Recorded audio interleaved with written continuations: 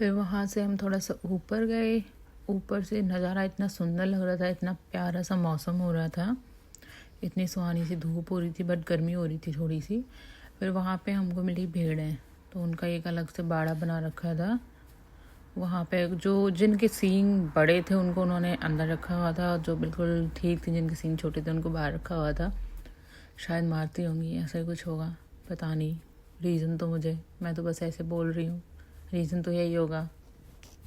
वहाँ से आगे बढ़े तो फिर हमने पिक्चर्स क्लिक की। ये दोनों भाई एक दूसरे की फ़ोटो लेने लग गए। फिर हमने एक ये पंछी देखा प्यारा सा, जो पंख फैला के नाच रहा था। उस टाइम पे बड़ा ठंडी सी हवा चल रही थी और सुहानी सी धूप थी, तो इसको अच्छा लग रहा था शायद। बट जैसे मैंने कैमरा स्टार्ट किया, इसने अपने पंख बंद कर लिए थे, तो मैं वो मोमेंट कैप्चर ही नहीं कर पाई।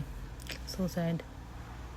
फिर हम बाहर चले गए। रीवा को भूख लग गई थी, तो सर्दी हो गई थी हल्की हल्की सी। रीवा ने बहुत छोटे कपड़े पहने हुए थे, इसलिए मैंने उसके फटाफट से पहले कपड़े चेंज किए, फिर उसको दूध पिलाया। दूध पिला के फिर हम निकल गए थे कुछ खाने के लिए, क्योंकि रात हो गई थी। फिर हम पहुँचे in and out. In and out जाके हमने किया था ऑर्डर बर्गर, वेजी बर्गर। फिर इसने मुझे एक कप दे दिया कि अपनी कोक ले लो। मैंने अपनी कोक का ली। मैंने एक्चुअली कोक नहीं, मैंने लेमनेड लिया था।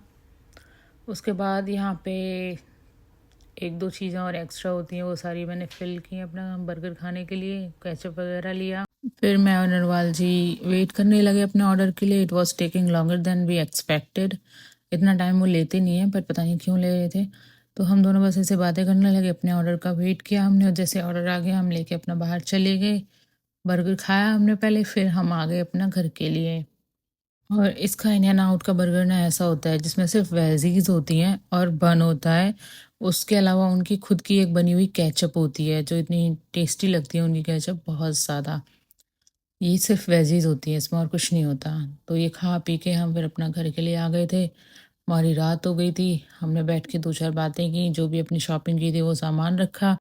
तो फिर मिलते हैं हम नए ब्लॉग में। Thank you.